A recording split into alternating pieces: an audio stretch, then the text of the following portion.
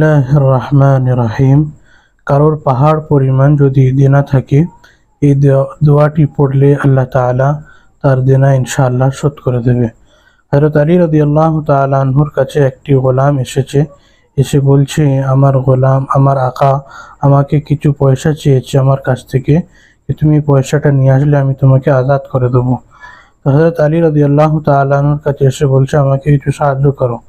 তো হযরত আলী বললেন, আল্লাহ রসুল সাল্লাল্লাহু আলাইহি ওয়াসাল্লাম আমাকে এমন একটি দোয়া শিখিয়েছে, ওই দোয়াটি পড়লে পাহাড় পরিমাণ, সায়ের পাহাড়, একটা ইয়ামানের একটা বড় পাহাড়, ওই পাহাড় পরিমাণ যদি দেনা থাকে, আল্লাহ রাব্বুল ইজ্জত তার সমস্ত দেনা আদায় করে দেবে।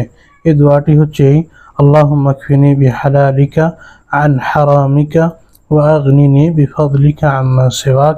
তিরমিজি শরীফের রিওয়ায়াতের মধ্যে 3563 সাফা।